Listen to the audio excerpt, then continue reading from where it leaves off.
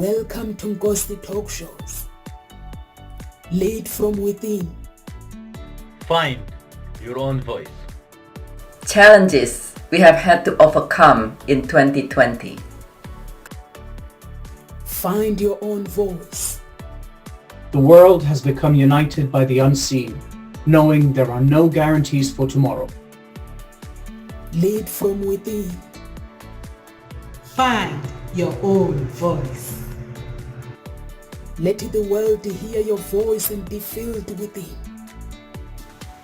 For the day has come for you to be a great leader.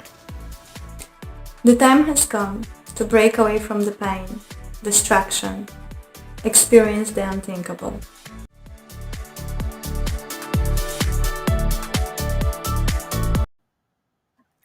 Hi, good afternoon. Good afternoon. My name is Nomsa Clara Mngbe. I am the founder of Hope Spring Eternal Introduction Agency and the founder of Ngosi Talk Shows. So today I will be talking about tricks for talking to anyone. So you can talk to anyone if you wanted to, really anyone. Why is it so hard to talk to people?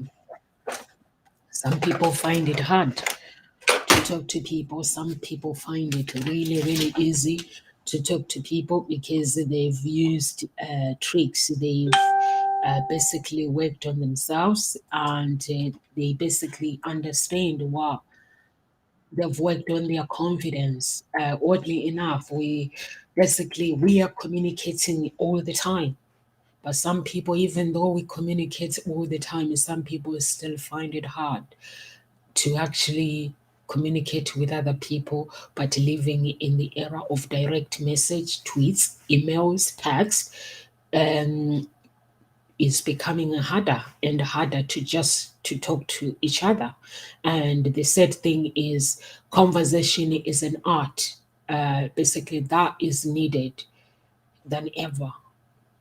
Even with our children, we need to teach them basically to learn, to teach them to basically to talk to anyone. But everybody talks to best friends, their best friends. And guess who their best friends are? This one. People stay here on mobile phones. And if you basically stay on your mobile phone all the time, you shut down because you're not actually communicating with people. And even our children, they do that. And we have to actually teach them to actually communicate because in order for you to actually get ahead, personal, it can either be personal or business wise. At some point, you will need to know how to talk to other people using something more than a text on the screen. So you will need to communicate. You will need to actually introduce yourself to people. You will need to actually learn how to make a conversation. Sometimes it can be intimidating. Basically, making a conversation to people, starting a conversation, it can be intimidating. Then you use this, basically, whatever the art of that I'm gonna give it to you, the tips that I'm gonna give it to you, and you'll be able to talk to anyone, anywhere. And number one, ask more interesting question when you meet someone, rather than asking question like that can be yes or no. Some people, there are some people that I meet sometimes, and you try to have a conversation with them. They will just cut you off like yes, no, yes, no. So basically, you need to try asking questions that requiring more complicated answers so you can keep the conversation going. For example, if you are in a network situation for your business, learn something about people you are going to meet. in that environment. Obviously, if you're going to a certain network, you will learn what kind of people are going to turn up. So learn something about them, and being able to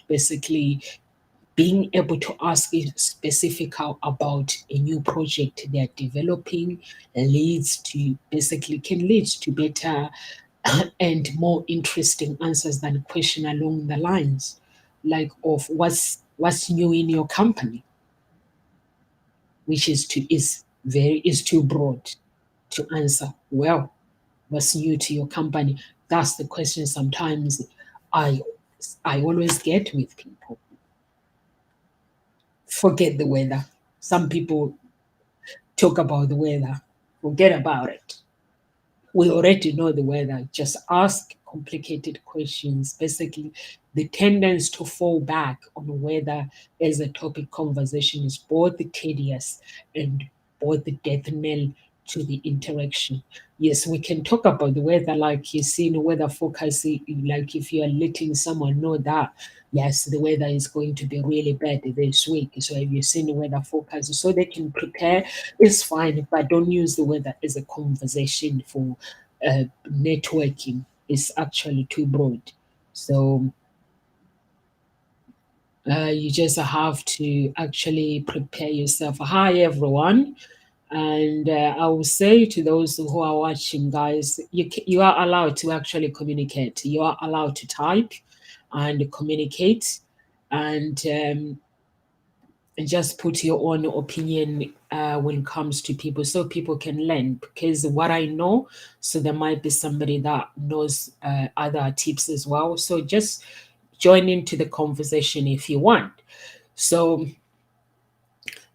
the weather is for you to talk, like if you want to use it not as a conversation for business. If I meet you, if I know somebody and we want to talk about, we meet and then you ask for the weather, it's fine if I know you, or basically if I don't know you and you're letting me know how is weather, but don't use that as a conversation, trying to create a conversation with somebody for business networking or even personal. There are some people that have like parties, you go and enjoy yourself and you want to get to know that person. And the weather is not going to help you to get to know that person. Ask deep questions that can help you to actually learn the person. I'm basically, I don't like talking about myself. When I meet people, I already know about myself. I can only tell you about me if you ask a question. But when I meet someone, I like to know as much as possible about that person. And you can turn the weather back around by asking a related question, by also redirect the conversation at the same time, such as, oh, you are right. It's pretty. If somebody tells you that, oh, the weather is going to be really bad or the weather is going to be really good, you are right. It's been pretty hot out there.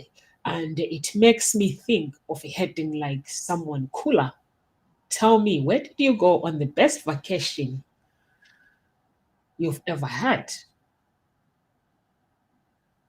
And that person will ask you, you will reply. And they'll tell you about their vacation. And you know, in that vacation, there might be a love story in it.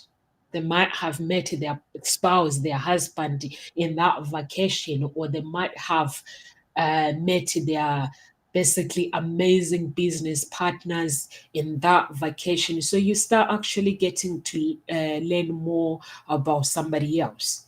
And basically you start getting to know, and somebody will start opening up, and just the conversation, it just flows. When you ask someone a question like that, most the question like that, they have a story behind it. And learn the power of adding on.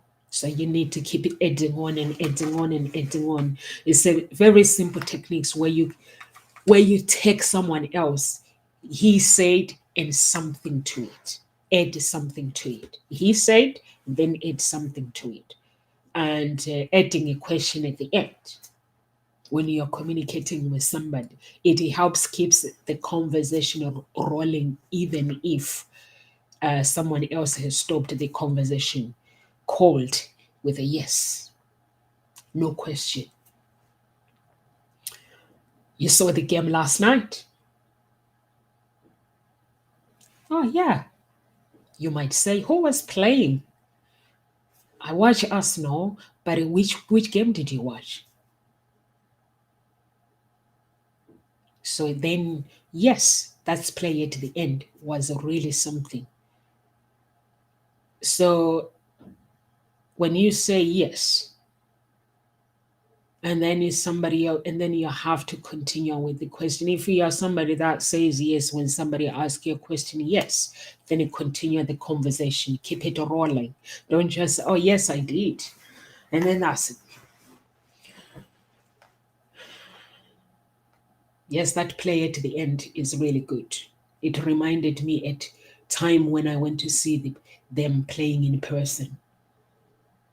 So you're actually keeping the conversation. Tell me, what's the biggest game you have ever saw? What's the biggest game I have ever saw? Then you explain to the person the game.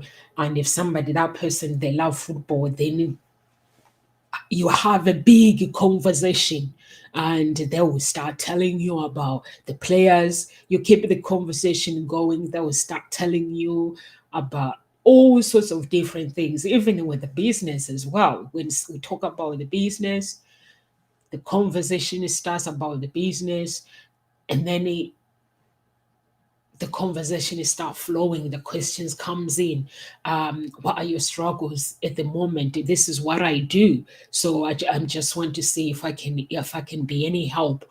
Or they tell you their struggles, this is what I'm struggling with, and the conversation is swap. The end of the conversation, you end up with a business friend that you can network with. You end up with somebody that you can actually relate to.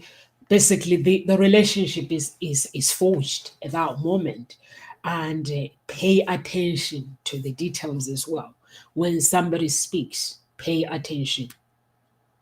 Sometimes some people, when someone speaks, eye contact is really, really good. Eye contact when somebody speaks to you, it means I'm interested in what you are saying. Eye contact, just pay attention. Pay attention to the details of what is being said. And then ask questions. Become a person who notices when the situation is going south, because when the situation is going south, you can actually bring the conversation and be ready to jump in with a question or a new topic when you see people are getting uncomfortable with the situation. Some people might get uncomfortable with that conversation, so you have to pay attention and then you try to change the conversation when that person is getting uncomfortable.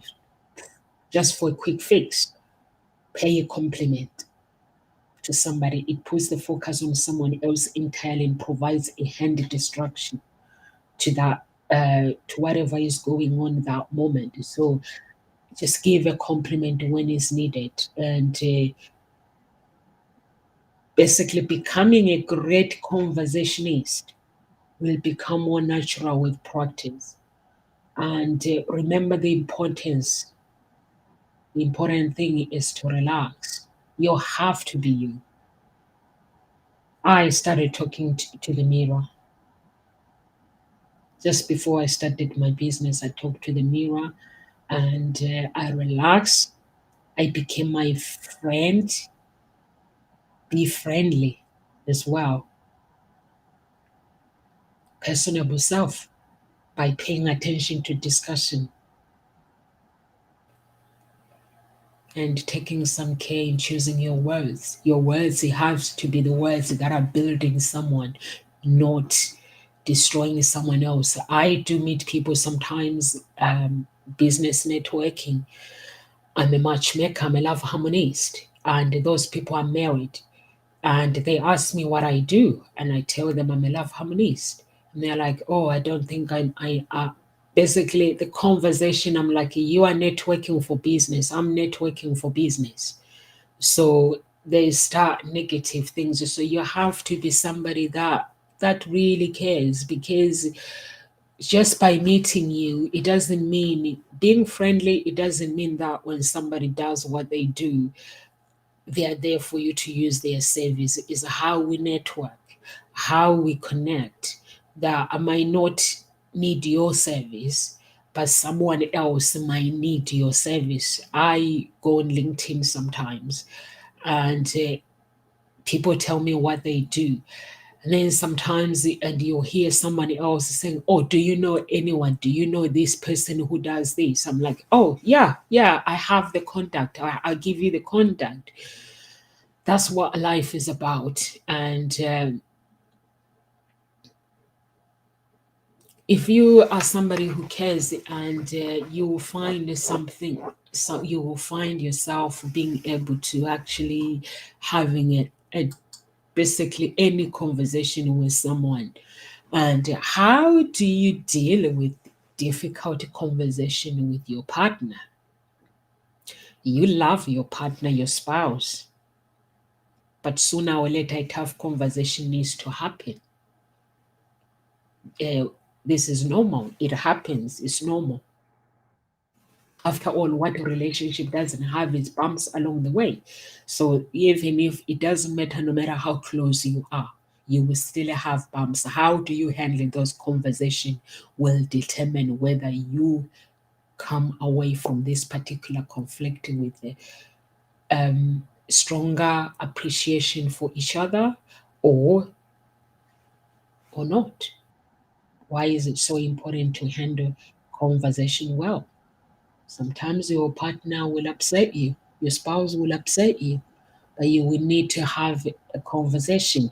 I'm a love harmonist myself. All I do is work. My work basically involves love, to understand yourself, break the chains, basically involve around you, knowing people around you. But it does not mean that I don't get conflict with my spouse. I do, but I just have to know that when that happens, I have to know how to deal with this situation. How do you ensure you engage in the best conversation possible in those circumstances of conflict? Start with not putting off the talk longer than necessary. For me, basically, if my spouse has wronged me, I want to get over the conversation, or if I know that I've made a mistake, I'm very quick to apologize, because I have to acknowledge the other person's feelings, and I have to basically acknowledge my feelings as well, because the more you put things off, the more basically it makes you uncomfortable. Take time to count to 10. Take a few breaths before beginning the conversation. After all, start with too much. If you start with too much emotion, it will be more demanding, damaging for the other person. It will more damaging for the other person, and than helpful if you go in with the emotion. I basically, when I'm upset, I prefer to be alone. And I used to get upset, but now I don't. Um, the reason why I don't get upset anymore is when you meditate too much, you come to a point where you connect yourself with your spirit, and when you connect yourself with your spirit, you begin to choose the fights. That even if you're someone close to you, they upset you, you begin to choose the fights, and you begin to stop everything, and look at their point of view and look at your point of view, and so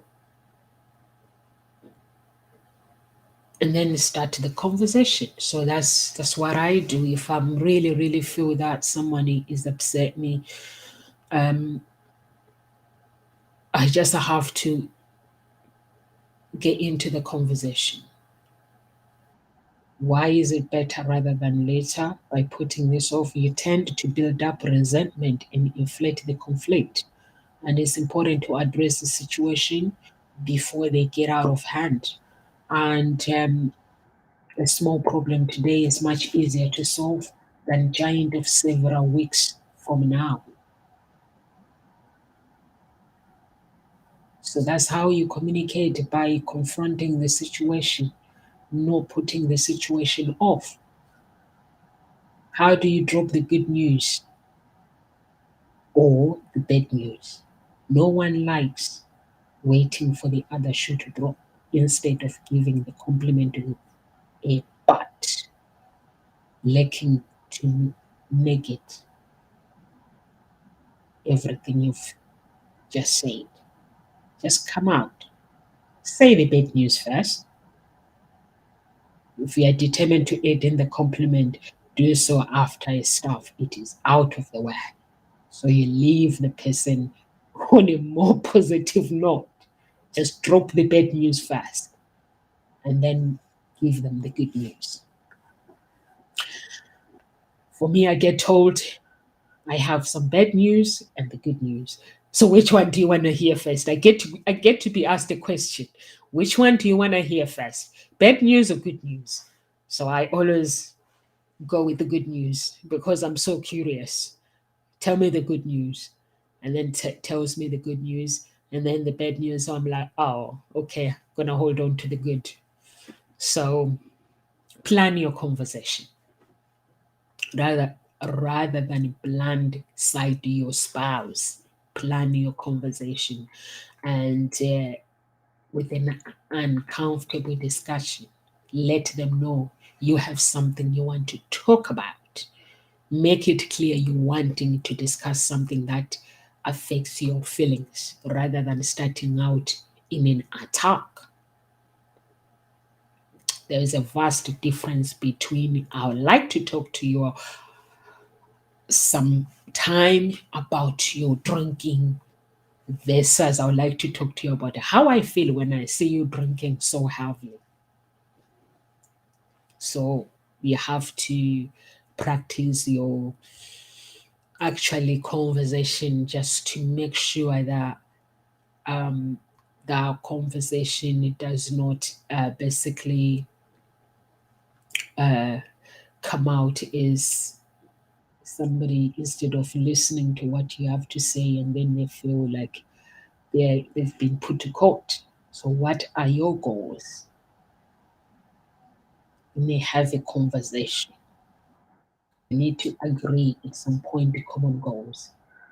Working towards to the same thing will help you find your way through the conversation to that eventually place.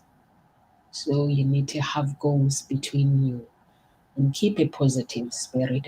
I don't get angry anymore because I have asked God to crucify my spirit. I don't get angry anymore. There's some things that shock me. I used to really get angry and get annoyed, but I think when you meditate too much and you basically listen to use your beliefs, I listen to God, what God says about anger, and I do not have time anymore to get angry with the other person because I acknowledge that I'm not perfect and that person is not perfect. So I just have to, mostly everyone that I love, to me they're special, and it's something that I didn't realize before. I would just get angry just straight away, but I've come to a realization that everybody that is around me, they are there because I love them, because I want to be with them. So I don't get angry. I try to understand. I do not let them get away with um, things anyway. Things got to be talked about, got to be sorted out. And that one, even no matter how child of God I say hallelujah, you see me praying and saying hallelujah, praise the Lord, amen. Don't even think about it that you're going to get away with anything with me. So I have to make sure when you love someone, you have to make sure that you're honest with them. You have to make sure that you teach them not to avoid confrontation. You have to make sure that you actually talk to them and let them know how you feel. And that is love. That is true love. When you say, "Oh, I'm not going to talk to them, I don't want to upset them," that's not love. That's building, because you're putting them to court. When you're holding the feelings in your heart, that means you're creating a court case against the person that you love. So keep a positive spirit, and finding something to hope for will soften out the outcome no matter what. And that is the attitude that I keep myself. Difficult of conversation are just that, difficult, but having a plan in place will help you basically to get through them. And you can use the basically steps of, even if the outcome is bad, getting that conversation is very, very important. Just to start the conversation, it won't be as difficult as you think. When you start the conversation, it will not be as difficult. So just make sure you start the conversation, and just go for it. So now we're going to, the topic is how to talk to anyone. So how do we talk with someone who has an addiction issues? Loving someone means sometimes follow them through dark places. When you love someone, you have to follow through them. I work with, I'm a matchmaker basically. If my clients come to me, it's even on my website that I basically am there through dark times with them. So I have to follow through dark times with my clients. So it's the same with um, someone with an addiction. This means you are there for them when they are sad, when they are anxious, when they are ill. In some relationship, it means being there for them when they are an addict. We're not trying to tell them what to do, just support them. I find that when you are there for somebody, you let someone know that I have your back. I'm there when you need me. It makes somebody feel guilty. It makes somebody feel guilty about what they're doing. But when you just knocking and knocking and knocking, don't do it. Why do they do it? Why do you do it? Then they'll feel that they want to do more because you're asking me to stop, to want me not to do it. Just you can try to help them through professional. There is no easy way to show you still love and care for someone who is struggling with addiction. Family members, friends, and probably the single most powerful thing you can do is to keep communicating with them as they work through their issues. To do so, it will take loads of patience, loads of energy, and certain amount of skill that thankfully anyone can develop if they are dedicated enough. So, but how do you begin? How do I begin in supporting someone?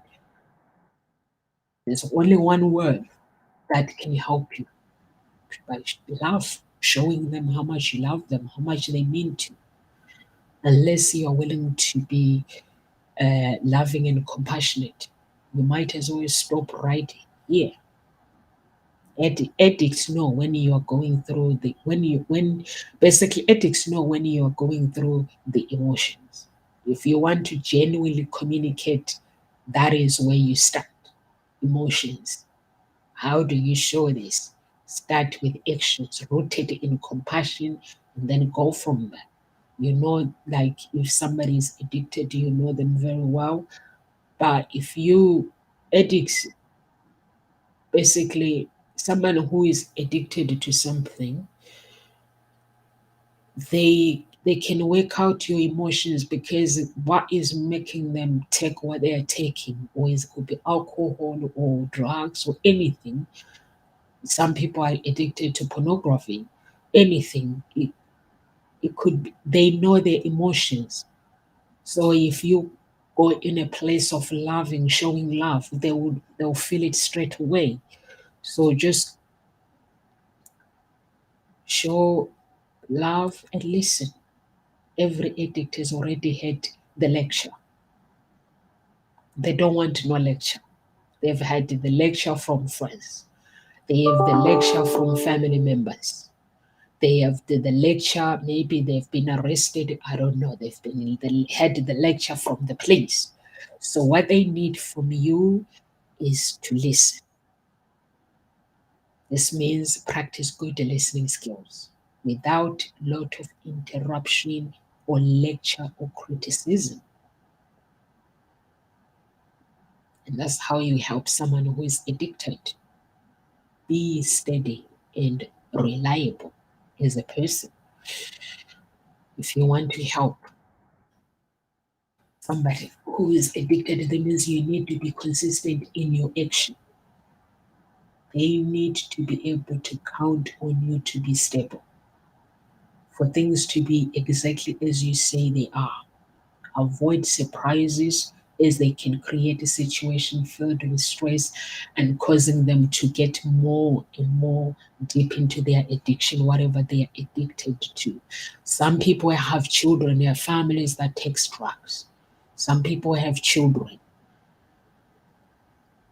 For me, the good thing is never lie to your children if somebody is addicted to drugs, because the children, they need to know what is going on. You can explain to them, and they already watch TV anyway. They already know that watching TV thing, you'll be surprised what these children know. So just explain to the kids so they know what is going on. If a family member is going through something, so just explain this is what they are going through, not to not to actually push somebody away in a way that I don't want you near my children. Like make them feel that you don't want them near my children. Yes, we already know in our heart that we don't want family members who take drugs, and we don't want family members who are bad role model in our children.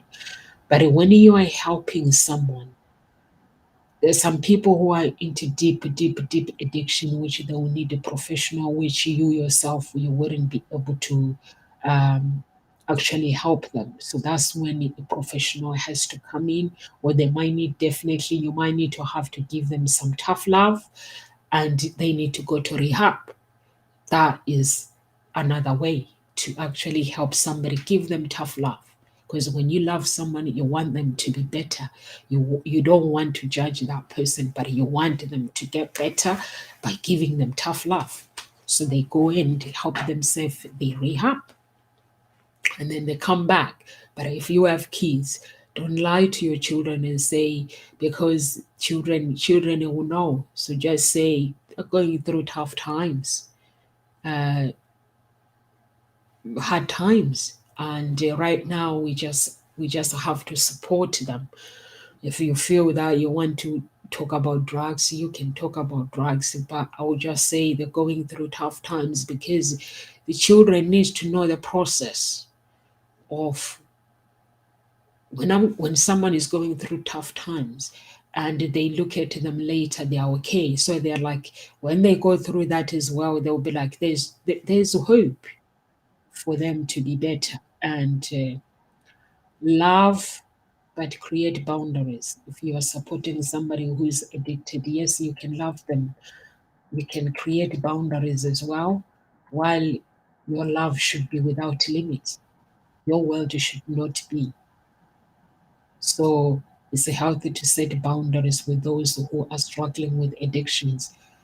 It's another way to show them love when you let them know they are certain behaviors you will not put up with anymore.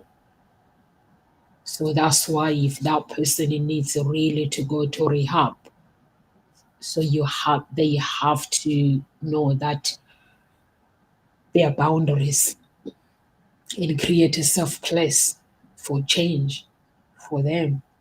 If you feel that an addict is going to have to go through countless changes in the process of counseling as they work to change their behavior and away from harmful action. And sometimes you will be called upon the situation to be helpful through this process by being accepting of those changes. You will also be called to the change some behaviors of your own. Don't shy away from the changes as they will be right for you to ensure the addict that you are so willing to work on your problems and don't go it alone. If you have a family member who is an addict, don't go in alone. Don't go it alone. You know where to find the resources for help. This is a complicated process and one you shouldn't be going through without support. So you have to go through support. These actions are designed to keep the lines of communication open by not willing to put work in. The addiction in your life isn't going to be likely to want to talk or even have anything to do with you. They might not even want to have anything to do with you. So it's very important to maintain these steps throughout the process of recovery. Staying strong, no matter what, remember who you are fighting for. In the end, that's what is going to make this all worthwhile. Who are you fighting for? It's your family member, it's your loved one, and you're fighting for yourself. Because if that person is struggling, that means you are not going to be basically can't be comfortable. You're gonna it's basically not going to be free. You need freedom. So how do you talk to your boss about anything? If you are like most people, there is no more terrifying conversation than to talk to your boss. But if you were if you're working for me, I think you'll be good. You'll be okay. Why is it every interaction it lead with the landmines? Perhaps it's because you can't entirely escape the feelings that one wrong move will cost you your job. If I say something, it will cost me my job. So the problem is there is a lot of unwritten rules regarding this kind of conversation. The good news is once you figure out the basics, you'll be able to talk to your boss about anything. Yeah, so you'll be able to talk to your boss about anything if you want to. And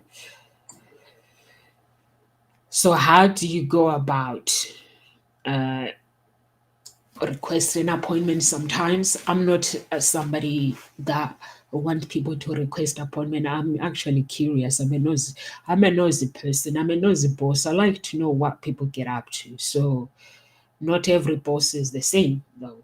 So while some don't mind you just drop in by their office, others might appreciate you plan a meeting to talk, respect their personal preference in setting up a time to talk.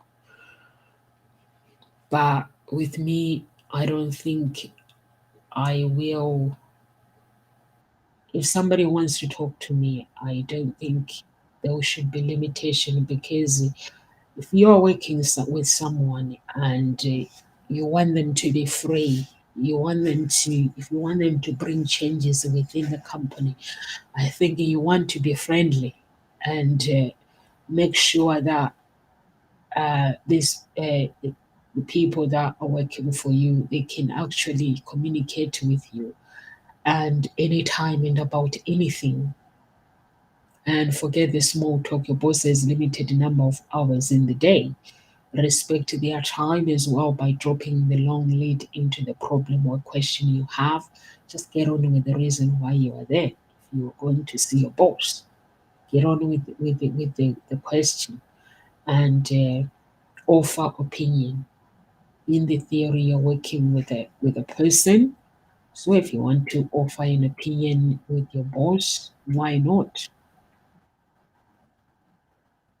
If you're working with them because you're bringing something to the table, don't be a yes man, but instead be sure to speak up when you have something to contribute to the discussion. I basically I make it clear to everyone that is working around me. I don't want them telling me what they think I want to hear. Because that person might be holding information that can change my company. So I don't want you telling me what I want to hear. I want you to tell me what's in your heart. Because there's always someone that is basically can help you grow and help you build your company. So I don't like people that when they are with me, they tell me what they think I should hear. I don't work with people like that. I communicate very often, set up regular meetings to provide a progress report and let them know when the issues come up. Beat around the bush. Nothing is worse than wasting your boss's time with loads of details, facts they don't need. So for me, basically, I don't like people wasting my time. It's like if you are late to work, I don't want you blaming the traffic. As I just say, I woke up late and I'm running late, I'm going to be late. And I think it's very straightforward as long as you're not taking advantage of someone and you basically, problems happen. We're all human. So don't get around the bush and making up stories. The quicker you get to the point of the conversation, the happier everyone will be. So if you have ideas that you want to bring to the company and don't go around the bush and say, actually, I do have ideas, but I'm not sure how she's going to receive the message. If you have an idea, just bring out the idea to your boss. A good boss will want to listen to every idea that is being presented because you never know when a good idea will be presented. So correct your boss. How do you correct your boss? At least don't correct them in front of others.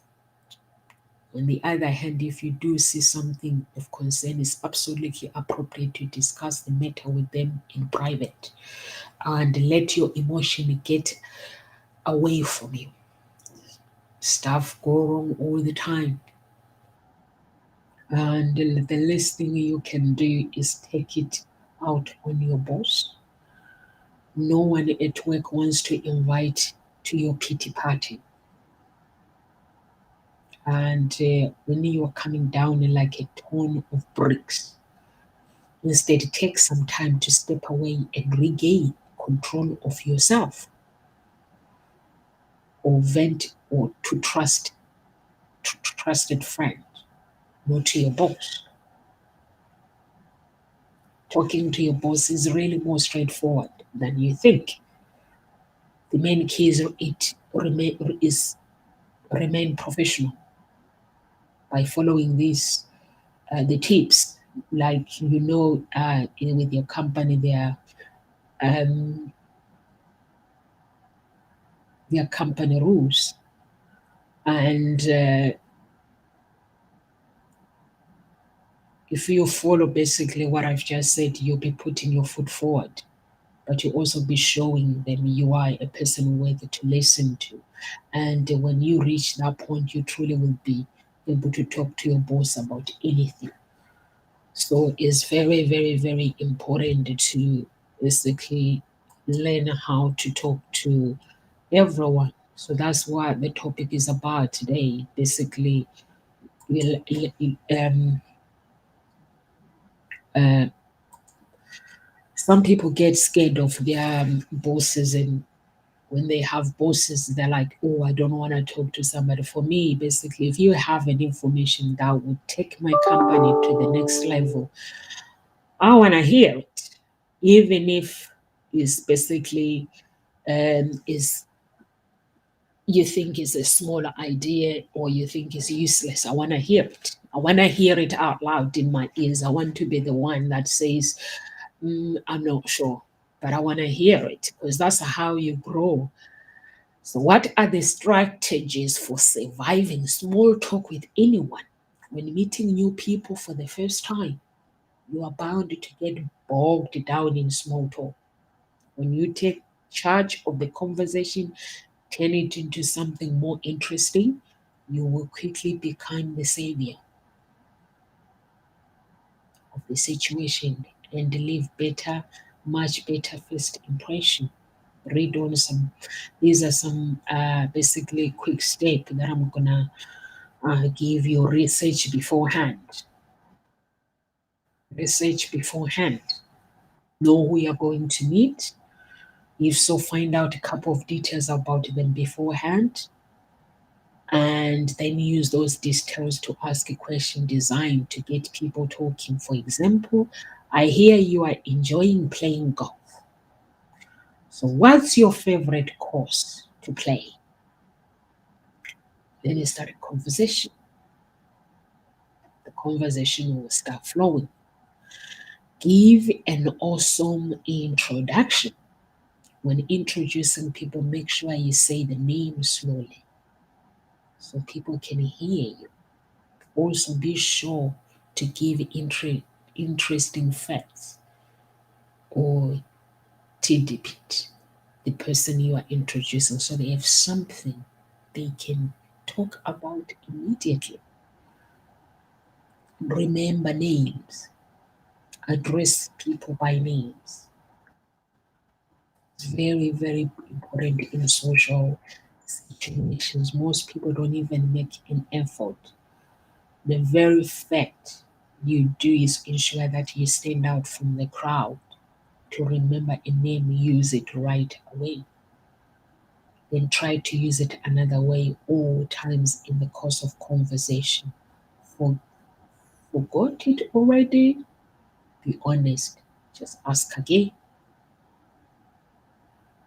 Give long answers. If you ask simple questions that can be answered in one word or even yes or no sort of thing, give an answer more detailed than they ask for, just to provide them with something more to work with in the case they would like to ask more questions, such as, I did see that movie. We took the kids when we were on a conversation for Florida. Maybe you've asked them about the movie, so they can, that's how they reply. Ask about them. People love talking about themselves. Ask questions designed to draw them out.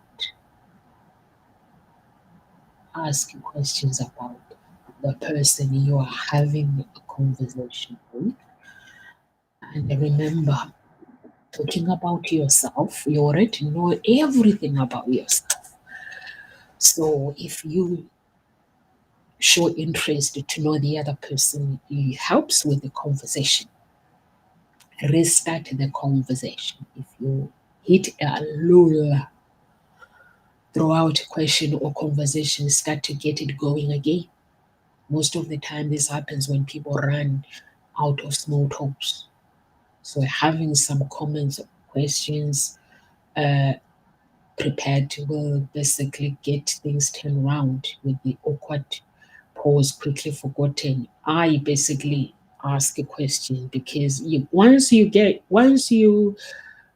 used to it, it become a habit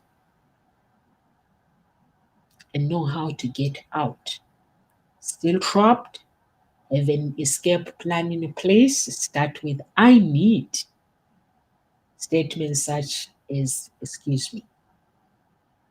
Not I need, excuse me. I need to use the restroom. If you feel that uncomfortable in that conversation, or I need to talk to the host of the event, be sure to thank the person for the conversation. Adding onto the things, something about the conversation itself, such as I really enjoyed talking about the stock market with you, whatever the conversation might be. Before you go, this leaves a favorable impression and proves you were listening. So that will help um, that person. So now let's go, and how do we talk about someone on the first date without coming too strong? You've met a special person, someone, and all week long you've been anticipating the first date. The attraction is there, along with some serious chemistry. Things are looking good right up until you open your mouth. Do you know how matchmakers recruit women for men? I'm a matchmaker for men. So matchmakers recruit basically women for men.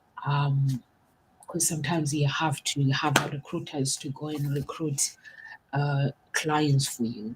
So they don't recruit people just because they're beautiful.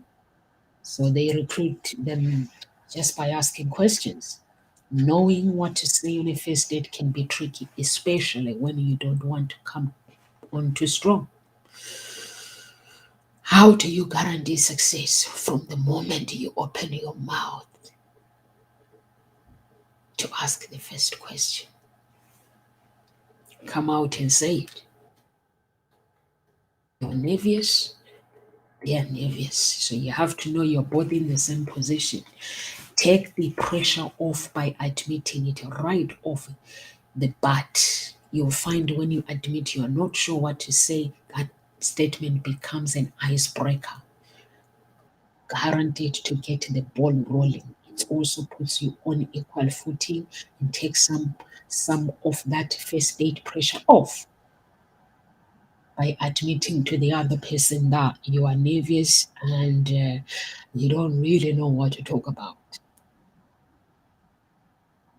Ask stuff starting with what they like best by asking questions about the person you are meeting on that date. So before you meet someone, you must have had a conversation with them. Start with what is easy for you, favorite food, books, movies, and the one word answer. Employ the art of the follow-up, asking why they like these things best, or about favorite memory, then associate with it. Avoid the controversy. Politics, where sometimes politics conversation can cause controversy, or if something that you don't agree with it, you don't have to be controversial unless you meet a political rally or at a change. So yes, you can go controversial that place. So start away from potential divisive topics, at least until you get to know each other better without being controversial. Keep therapy session for your counselor. While it's good to be open about who you are, be careful of falling into the trap of oversharing or getting caught up in your own story that you fall into a long time rant or worse. You turn into a platform for working on your own issue. Just remember, dates are not a therapy. Dates are there for fun. Sometimes I send my clients, we have an agreement. Go in, we give them coaching, and we agree that they're going to talk about themselves, they're going to talk about who they are and what they do. When they come out and talking about who is paying maintenance, child maintenance, when it comes to them and their ex. So avoid embellishment. While your life may seem a little dull in places, the last thing you want to do is to fall into a habit of puffing up. your biography. Lies will always catch you in the end. With this in mind, it's always best to be honest in your answers. When you speak to someone, be honest. Ask about them without getting noisy. It's one thing to ask about someone's job, but another to ask how much they make each year. So ask what they do for a living. Don't ask about how much they earn. Respect the boundaries of good taste. If you would be comfortable being asked something, then don't be the one asking it of others. This include talking about previous relationship on your first date. If somebody is happy to talk about their previous relationship, it's fine. The key to dating conversation is very simple. Be open, honest, remember, relax. You are there to have fun, be playful, know someone new, keep your conversation positive, and you can't go wrong. Just be yourself. So that's how you talk to someone on the first date. How do you talk to someone who is a staff member who is underperforming? Confrontation is never easy. Confronting people, I don't like confrontation, but it's got to be done, especially in a workplace situation. If you're working in a kind of management level job, sooner or later you are going to need to have that awkward conversation with a staff member who isn't performing up to snuff.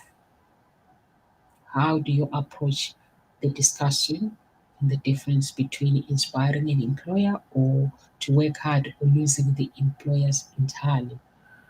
How do you get the most out of this kind of conversation? Don't put things off. Delay the conversation is only going to make the conversation worse. Get it over with SAP. Forget the icebreaker. Making small talk only delay the inevitable. It also might lead to lawsuit if you are not careful. Cut right to the chase. Explain the purpose of the meeting and why you feel it is necessary for that person to make some changes. Write down. Talking points should be written down beforehand with a copy to the employee. So then they can see what the situation is clear. This keeps you on track regarding what you need to say, and also it clarifies the matter of the employees as well. Give specifics. Pick up your claim. Such much proof as possible. For example, instead of talking about the employer being consistent late, list dates the employer was late with details about what time they made it into work. So that means you have to detail everything before you confront somebody when you see that that person basically is underworking. Don't ask why.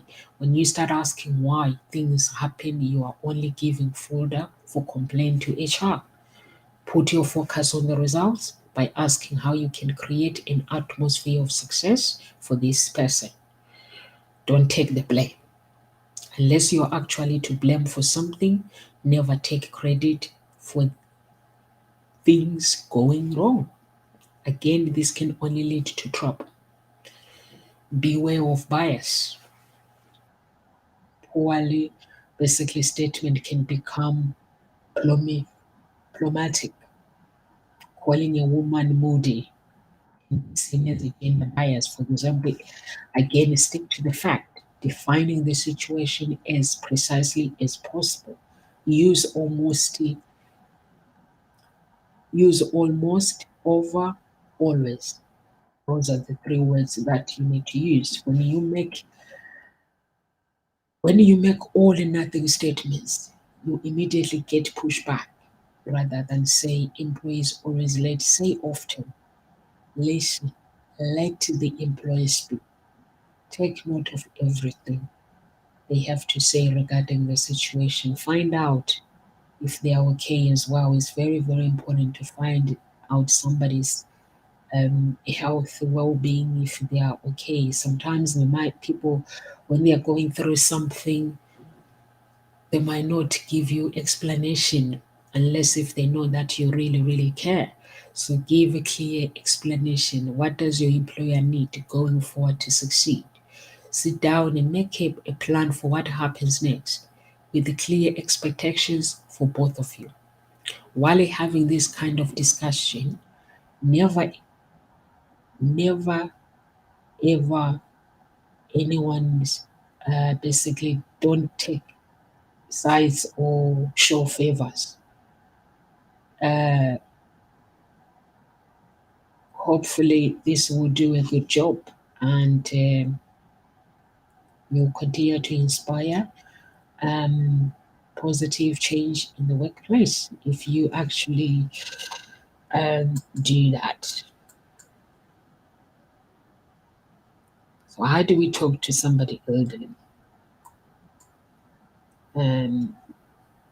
How do we talk to somebody older? For years, you've been basically played out specific roles. Your parents were always there for you, always the one in charge, making the decisions when you were small, still advising and guiding you as you grow older. Now the role are reversed. The parents have aged, and it's you who is in the position of offering guidance through the changes they are facing as they grow older and transition to the end of life. These are very challenging times with even more difficult talks waiting to happen. Sometimes it's hard to know where to begin. Start by using these tips and techniques. Be more understanding. Sometimes it feels like everything you need to talk about has to do with some kind of loss, but it hasn't. Be it health, finance, mobility, or competence for self-care, be patient. Imagine how much I feel to lose so many things. This will help you to do things better from their own point of view. Remember, this is a discussion. You are not here to make all the discussion when you have to arrange things with you for your elder or someone with the elderly, but rather to help your parents or create a game plan, set the plan in motion. This means you need to discuss it together, what the options are, and include them in the decision making process unless they are no longer cognizant and able to do so. This gives them a measure of control in situations that might feel very much out of control, making them more likely to be cooperative in carrying out whatever plan is formulated. And don't wait. Put off conversation of this nature sometimes leaves things until too late. It's not good. Talk about what's coming before you get there. You can't ask about funeral plans after they are gone. So that means you have to ask if funeral plans when they are alive. Know who to include. Discuss with your parents who they want to be part of the conversation. When they want all the adult children to be making decisions together. So if you have siblings, include your siblings. Or do they want a spokesperson? Are they siblings or relatives? Take that into consideration. Don't be a control freak. Always show honor. No matter what, they are still your parents. They are deserving of your respect. Let them know you are there for them through this no matter what. Mean it. You can still talk to your parents about anything, just like you did when you were younger. The difference now is you are prepared to handle the more difficult topics as well. While it isn't easy transitioning to go through as you learn to communicate in these new ways, it will become more comfortable. Basically, um, to talk about these things. So I'm not sure if I have time to talk about teen. Maybe I have time, just have to be quick. How do we talk to a teen about anything? Talk to teenagers can be one of the most complicated areas of communication. It's because it's easy to get shut down to both sides of the conversation. It's very easy. And this is because the key to helping lines of communication open lies is following simple steps. Basically, what a little effort you can talk to your teen about anything. Quick asking questions. Quit asking questions. Sometimes, as a parent, it's easy to get so caught up in asking questions that you forget to listen what's really going on. Sometimes it's best to just let the teen guide the conversation. Sit back and listen to what they want to talk about. Let them show you what they've been thinking about. Show empathy. Don't be so quick to offer advice. Sometimes the best thing you can do for your teen is validate their emotion. Let them know you've been there and feel for them. The most important thing, remember, this conversation isn't about you, it's about them. Put yourself in their shoes. Have a little faith. Trust your teen incapable or that they know the right thing to do. Expressing to a teen what you have faith in them. It will make them more likely to succeed and build trust between you, leading to a better communication. It's not easy. Learn to let go. Sure, teens need rules, but throwing your weight around closed doors. Discuss why you've set boundaries you have. Make sure that they are part of the conversation. So, what I tell my daughter is listen, if you want to go for a play date, arrange it with your friends. And then their parents, they have to let me know this is where you're going and they are happy for you to come and visit. And the reason is if anything happens and the police are looking for anything happens for the traced footsteps, we have to begin with the way she started. If anything happens or maybe she goes missing, because children do go missing.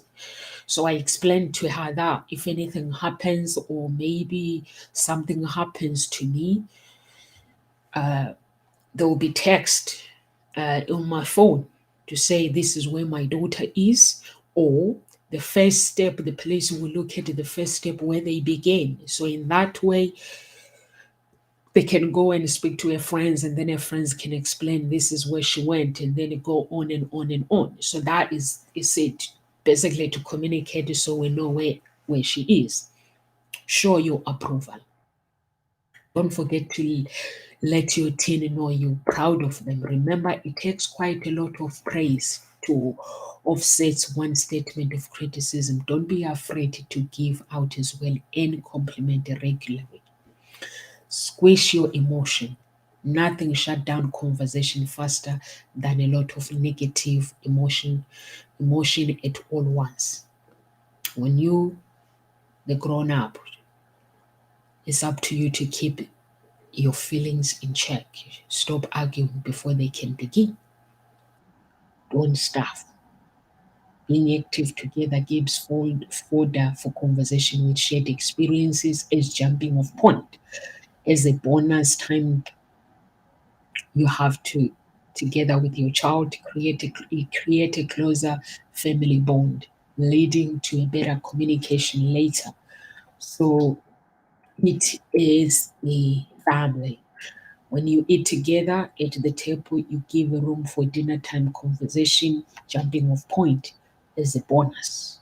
Time together creates closer family bonds, leading to basically to have a regular conversation. This is a great way to check in with your teens and see how they are doing regularly.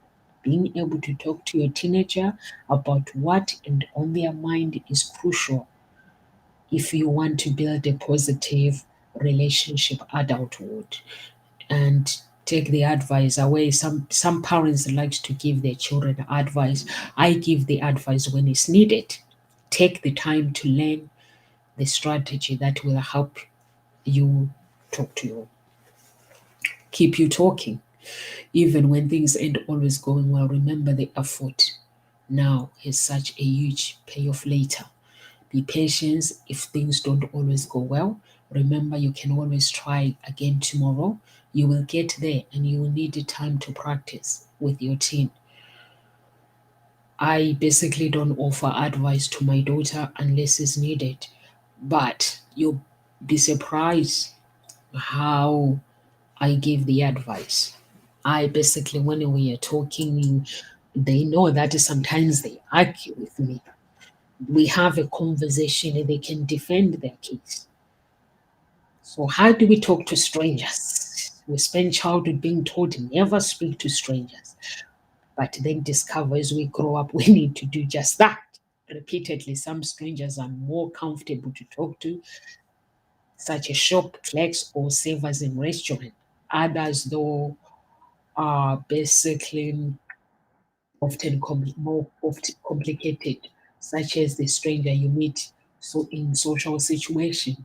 These are the people who have the potential of being your future friends and co-workers. These are basically strangers who matter. To some meetings, the type of strangers can basically be quite intimidating. How do you get past of this reputation and talk to even strangers comfortably? Throw yourself into the deep end. If you always someone to fall, basically, if you always have someone to fall back on, or you're never going to truly take a plunge, go to new places alone. So you are not tempted to stick with who you already know. Go to new places and try to talk to strangers, basically. Make the first move. If you're going to wait around hoping to be noticed, you might have a very long wait. Be bold, start a conversation. Get up and join the fun rather than waiting to be invited. Learn the give and take of conversation. Ask a question. Get the ball rolling by discovering new facts about the people you meet, but also be prepared to talk about yourself, not exclude excessively. Good conversation should have an EBB and flow. Don't let it get too heavy in one direction. That means don't talk about yourself too much. Learn how to be friendly. Initiating conversation. Know when to back off before you become too aggressive. Not everyone is going to want to talk. If this is the case, let them go. There's plenty of other people to talk to. Move on to someone else. Be you. There is nothing more compelling than someone who comes across as genuine. Being authentic is 100 times better than a role you could ever play. Don't play a role play. If you are trying to get to know someone, this means being you without pretense. If you are nervous, it's okay to be nervous. You can even say something about it to make a joke. You'll be amazed at how many people can identify with these feelings. Know when and how to quit. If the conversation is died or interaction isn't going well, know how to escape. And I need comment is a big help. As excuse me, I need to use the restroom, or I need to talk to that man over there about something. Please excuse me, or just simply thank them of the interaction and move on. It was a pleasure talking to you about Hawaii. Thank you for the conversation. If you really like a person you're talking to, get their card, make plans to get together again before you go, and meet them, have a conversation, and have maybe coffee or something. And that's it for me for today. And live with grace, everyone, and God bless you. If you are looking to break the chains, we are here Monday to Friday at Ngozi Talk Shows, 1 p.m. UK time. If you want to connect with any of our speakers, please get in touch with us through our page. And you can go to our website, www.hscis, send us an email with whoever you want to connect. Live with grace, everyone, and God bless you.